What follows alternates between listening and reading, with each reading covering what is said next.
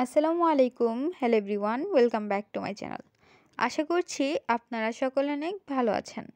আজকে খুবই মজাদার একটি রেসিপি নিয়ে চলে আসলাম। রেসিপিটি হলো মুচমুচে সেরা স্বাদের মিক্সড সবজির পাকোড়া বা পেঁয়াজু। শীতের সিজনের নতুন নতুন সবজি দিয়ে আজকের এই মজাদার পেঁয়াজুটি তৈরি করে দেখাবো। মুচমুচে ক্রিস্পি এই পেঁয়াজু রেসিপিটি আশা করছি আপনাদের কাছে ভালো লাগবে। চলুন রেসিপিটি দেখে নেওয়া যাক। বিসমিল্লাহির রহমানির রহিম।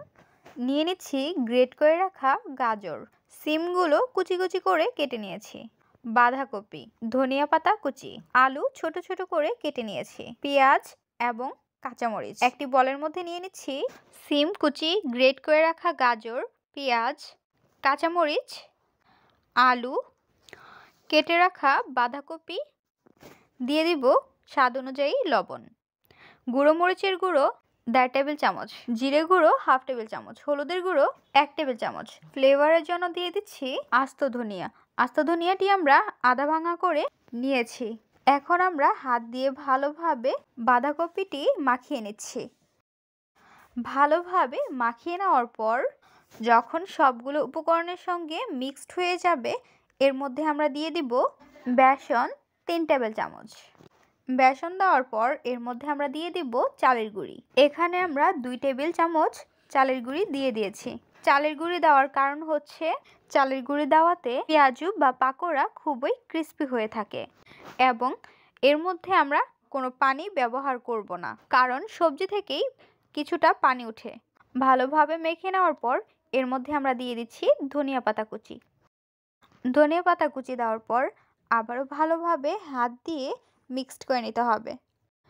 ভালোভাবে মিক্সড করে নেওয়ার পর আমরা রেস্টে রেখে দিব 10 মিনিটের জন্য। চলে আসলাম 10 মিনিট পর। প্যানের মধ্যে বসিয়ে দিচ্ছি সরিষার তেল। তেলটি ভালোভাবে গরম করে নিতে হবে। তেলটি ভালোভাবে গরম করা হয়ে গেলে পেঁয়াজুটি আমরা হাতে অল্প করে নিয়ে মনের মতো করে শেপ করে নেব। অনেকেই ছোট অথবা বড় করে পেঁয়াজুটি তৈরি করে থাকে। আমরা আমাদের মতো করে পেঁয়াজুটি তৈরি করে নিয়েছি। পেঁয়াজুগুলোর এক পাশ হয়ে গেলে আরেক পাশ উল্টিয়ে দিতে হবে। মিডিয়াম ফ্লেমে রেখে আমরা পেঁয়াজুটি ভেজে নিচ্ছি। পেঁয়াজু যখন গোল্ডেন কালার চলে আসবে এবং দেখতে ক্রিস্পি লাগবে, তখন আমরা উঠিয়ে নিব। পেঁয়াজুগুলো উঠিয়ে নেওয়ার পর অবশিষ্ট থাকা পেঁয়াজুগুলো আমরা ভেজে নেব। এক এক করে সবগুলো পেঁয়াজু দিয়ে দিচ্ছি। পেঁয়াজুগুলো দুই পাশ ভালোভাবে ভাজা হয়ে গিয়েছে। এখন আমরা পরিবেশন করে নেব। তৈরি হয়ে গেল মুচমুচে মিক্সড সবজির পাকোড়া বা পেঁয়াজু। বিকেলবেলা আপনারা এই পাকোড়া রেসিপিটি তৈরি করে নিতে পারেন। পাকোড়া রেসিপিটি আপনাদের কাছে কেমন লেগেছে তা অবশ্যই জানিয়ে দিবেন কমেন্টের মাধ্যমে।